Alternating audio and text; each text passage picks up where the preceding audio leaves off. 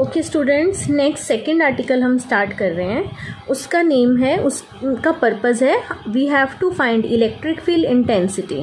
ठीक है, again we have to find electric field intensity now for a spherical shell. Fine, shell वो body है जो अंदर से हॉलो होती है। जैसे एक प्लास्टिक की बॉल जिसके अंदर बिल्कुल एम्प्टीनेस है, खाली है, उसे हम शेल बोलते हैं। तो स्फेरिकल शेल के लिए सपोज कीजिए जो चार्ज है वो कभी भी अंदर नहीं होता, अंदर रिसाइड नहीं करता। For a shell charge is always on its surface. Fine, तो हमने चार्ज सपोज किया उसके शेल के सरफेस पर डिस्ट्रीब्यूट हुआ है।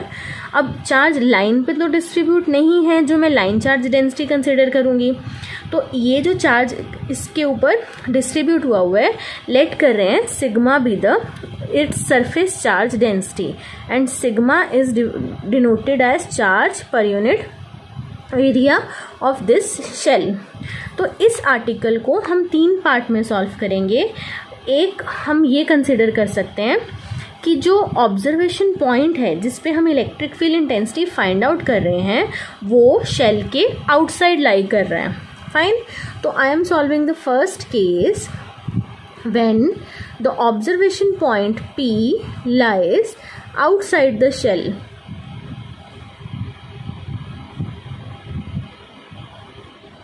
outside the shell। तो यहाँ पे सपोज मैंने रेंडमली कहीं P पॉइंट चूज कर लिया जिस पे मुझे electric field intensity find out करनी है। अब अगेन मैंने आपको पिछले आर्टिकल में गॉसियन सरफेस का मीनिंग समझाया था। गॉसियन सरफेस हमें एक इमेजिनरी सरफेस ड्रॉ करना पड़ता है जिससे हम सरफेस इंटीग्रल को इजीली सॉल्व कर पाते हैं। तो इसके इसमें देखिए पॉइंट चार्ज है अगर, तो कभी भी सरफेस जो गॉसियन सरफेस हम चूज करते हैं वो सिलेंड्रिकल फॉर्म का नहीं हो सकता। इसके ऊपर गॉसियन सरफेस जो सिमेट्रिकली बनेगा इलेक्ट्रिक फील्ड इंटेंसिटी के अराउंड के लिए वो होगा स्फेरिकल शेप का। तो लेट मैंने ड्रॉ कर लिया एक गॉसियन सरफेस और जो गॉसियन सरफेस की रेडियस है वो स्मॉल r है जो कैपिटल R से जो शेल की रेडियस है उससे बड़ी है। तो जो गॉसियन सरफेस मैंने ड्रॉ किया है उसके ऊपर एक स्मॉल सरफेस एरिया मैंने चूज कर लिया ds। ठीक है, और एरिया वेक्टर की डायरेक्शन है नॉर्मल अवे, आउटवर्ड नॉर्मल। तो इलेक्ट्रिक फील्ड इंटेंसिटी भी पॉइंट इन चार्जेस के लिए, पॉजिटिव चार्ज के लिए अवे लगती है। तो इस P पॉइंट पे ds वेक्टर की भी डायरेक्शन यही है और E की भी डायरेक्शन यही है।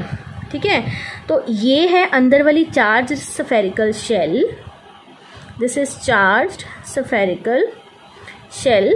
और जो सेकंड मैंने ड्रॉ किया है this is Gaussian surface. Gaussian surface की रेडियस है स्मॉल r और स्फेरिकल शेल की रेडियस है कैपिटल R।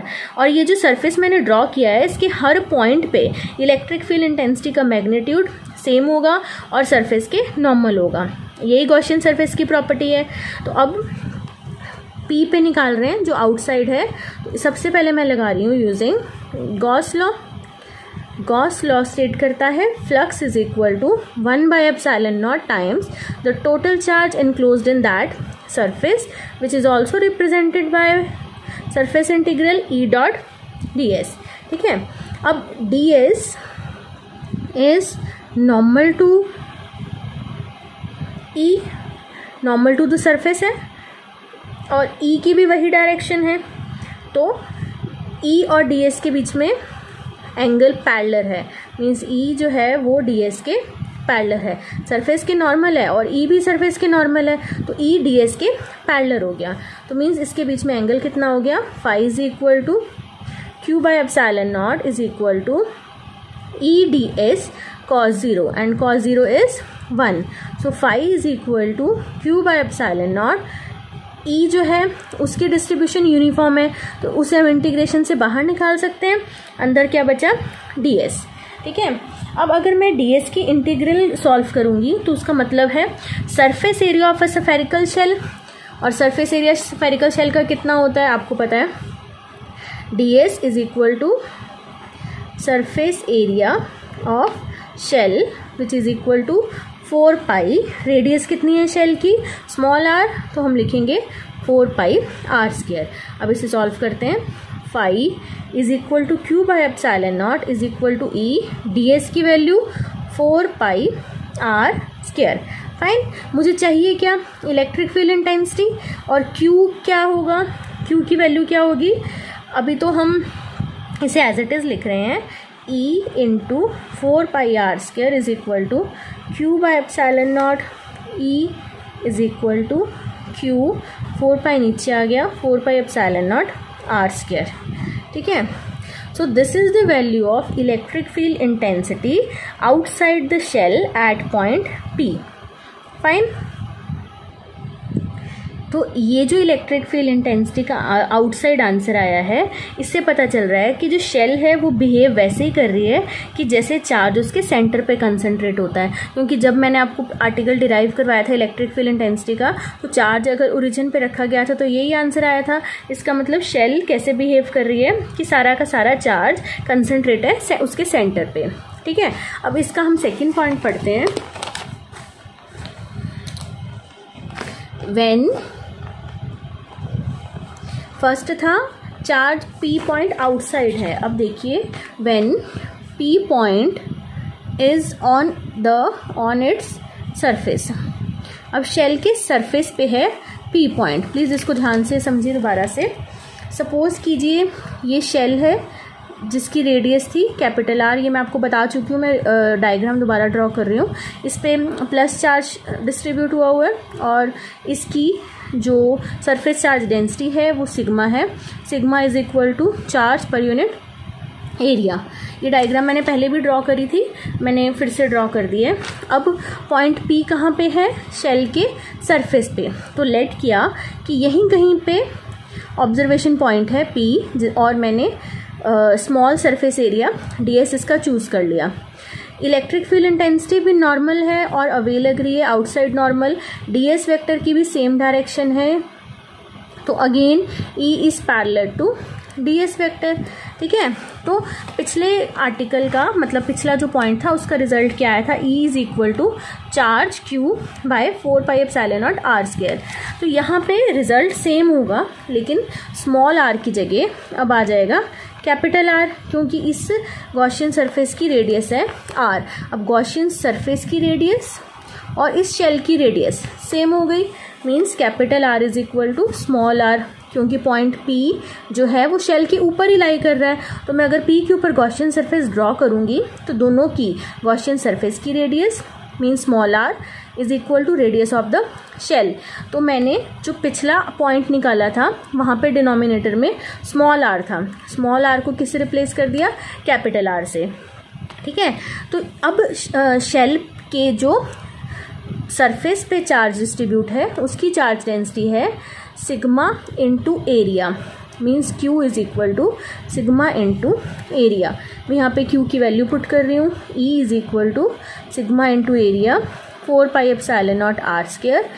ए की वैल्यू पुट की 4 pi are square, A is area 4 pi epsilon not are square. सब कुछ कैंसिल, आंसर क्या बचा, सिग्मा बाय एप्सिलॉन नॉट।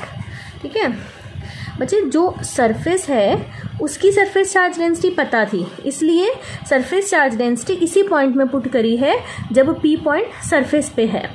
जब पी पॉइंट सरफेस पे है तभी मैंने सरफेस चार्ज डेंसिटी की वैल्यू पुट करी है और ई का आंसर आया है सिग्मा बाय एप्सिलॉन नॉट, बाकी सारे फैक्टर कट गए। ठीक है फाइन। अब see point which is very very important, अब हम कंसिडर कर रहे हैं कि जो पी पॉइंट है वो इनसाइड द स्फेरिकल शेल है। देखिए when P point lies inside the spherical shell, अंदर है, तो इसके लिए क्या किया, अगेन शेल ड्रॉ करी मैंने जिसके ऊपर चार्ज है पॉजिटिव डिस्ट्रीब्यूट हुआ और उसकी सरफेस चार्ज डेंसिटी सिग्मा है। अब लेट कीजिए पी पॉइंट कहीं अंदर है, ठीक है, तो इस पी पॉइंट पे भी मैंने गॉसियन सरफेस ड्रॉ कर दिया। ठीक है, जो बट ये जो P पॉइंट है इसके ऊपर कोई भी चार्ज एनक्लोज नहीं है, क्योंकि शेल तो अंदर से हॉलो है, खाली है, तो यहाँ पर कोई चार्ज प्रेजेंट है? नो, कोई भी चार्ज यहाँ पे प्रेजेंट नहीं है। इसलिए जो गॉस लॉ में लगाऊंगी E इन phi is equal to E dot ds is equal to Q by epsilon nought. ठीक है, इसे चाहे हम सॉल्व भी कर लें और ds को 4πr² पुट कर दें कि गॉसियन सरफेस की रेडियस स्मॉल r है तो 4πr²। लेकिन ये जो पॉइंट है P गॉसियन सरफेस का, उसके ऊपर कोई चार्ज एनक्लोज है ही नहीं है, तो चार्ज की वैल्यू क्या हो गई? 0। प्लीज़ ब्रैकेट में रीज़न ज़रूर लिखना कि Gaussian surface through the point P will not enclose any charge. यहाँ मैंने ब्रैकेट बनाई है, इसमें ये रीज़न लिखना है। तो Q की वैल्यू 0 होने का रीज़न कि जो P पॉइंट है उसके राउंड जो हमने गॉसियन सरफेस बनाया है उसमें कोई भी चार्ज एनक्लोज नहीं है, तो electric field intensity will be 0 inside this spherical charge. Fine, दोबारा रिपीट कर रही हूँ, if a point is taken inside the charge spherical shell then electric field भी 0। ठीक है, तो अभी ये तीनों जो पॉइंट्स हमने पढ़े हैं इनकी समरी क्या है? समरी में है कि electric field intensity on the when a P point lies outside the spherical shell, तब E वेरी करता है E 1/r², क्योंकि हमने इसकी जो रेडियस है R चूज़ की थी जब पॉइंट आउटसाइड था, तो E यहाँ पे वेरी कर रहा था 1/r², और ये ऐसे ही बिहेव कर रहा था जैसे सारा का सारा चार्ज सेंटर पे लाई कर रहा हो। अब ये था point outside, on the surface कितनी वैल्यू थी?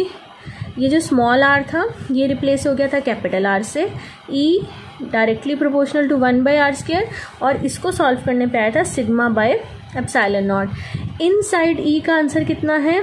Electric field intensity is equal to 0 inside the shell. ठीक है, तो अब इसे देखिए, मीन्स अगर शेल ऐसे है तो इनसाइड जो है वो वैल्यू है 0, इनसाइड 0 है, और जैसे जैसे हम शेल के सरफेस पे पहुंच रहे हैं इलेक्ट्रिक फील्ड, जैसे जैसे हम शेल के सरफेस पे पहुंच रहे हैं इलेक्ट्रिक फील्ड हो रही है मैक्सिमम। तो सरफेस पे मीन्स यहाँ पे electric field is equal to maximum at surface. ठीक है, फिर आउटसाइड क्या हो रहा है? जैसे जैसे डिस्टेंस बढ़ता जा रहा है, ऐसे सेंटर है, इधर को जैसे जैसे R बढ़ रहा है इलेक्ट्रिक फील्ड R के बढ़ने से कम होगी। तो यहाँ पे मैं क्या लिखूँगी? जैसे हम सरफेस से बाहर निकले E इज़ डिक्रीजिंग, इधर को भी और इधर को भी, जैसे इस रेडियस से बाहर निकलेंगे E की वैल्यू कंटिन्यूसली डिक्रीज होती जाएगी। ठीक है, तो इसे अगर मुझे ऐसे ड्रॉ करना हो ग्राफिकल शेप में, मीन्स इलेक्ट्रिक फील्ड इंटेंसिटी की वेरिएशन फाइंड आउट करनी हो, किसके साथ? डिस्टेंस के साथ। तो ग्राफ कैसा बनेगा? सपोज कीजिए मैंने इस एक्सिस पे कंसिडर किया distance from centre, this is important, और इस एक्सिस पे चूज की इलेक्ट्रिक फील्ड इंटेंसिटी। ठीक है, तो अंदर अगर शेल ऐसे कंसिडर कर रहे हैं तो शेल के अंदर तो इलेक्ट्रिक फील्ड 0 है। सपोज यहाँ पे उसका सरफेस ख़त्म हुआ, यहाँ पे इलेक्ट्रिक फील्ड थी मैक्सिमम, मैंने अभी आपको बताया इलेक्ट्रिक फील्ड यहाँ पे मैक्सिमम है, और जैसे ही हम इस सरफेस से बाहर निकल रहे हैं electric field is decreasing with increase in distance, means E 1/r² very कर रही है आउटसाइड। तो मैं ऐसे ड्रॉ करूँगी, इसका कर्व ऐसे होता है, आउटसाइड E वेरी कर रही है 1/r² से। क्लियर? ये एक्चुअल में मैक्सिमम यहाँ से बनेगा। मैं इस डायग्राम को थोड़ा सा, मैंने E मैक्सिमम यहाँ पे लिया था ना, तो मैं करेक्ट कर रही हूँ, यहाँ से आएगी, रेड पेन वाली is correct. E varies as 1/r²। ठीक है, तो ये डिस्टेंस कौन सा होगा? अंदर रेडियस थी R, जब हम सरफेस पे पहुँचे तो R कैपिटल R के इक्वल हो गया, और बाद में R के बढ़ने से E कम हो रहा है। Clear? This graph is very important. बच्चे अगर पेपर में सॉलिड बॉडी कंडक्टिंग बॉडी के अंदर कोई भी चार्ज रिसाइड नहीं करता तो वो सारा चार्ज सरफेस पे आ जाता है, चाहे हॉलो मतलब अंदर से खाली हो और नॉन कंडक्टिंग हो या स्फेरिकल शेल हो, तो एक ही आर्टिकल करना है, ठीक है। मीन्स सॉलिड कंडक्टिंग के लिए, हॉलो नॉन कंडक्टिंग के लिए और सिंपल स्फेरिकल शेल के लिए यही आर्टिकल सॉल्व होगा। Thank you.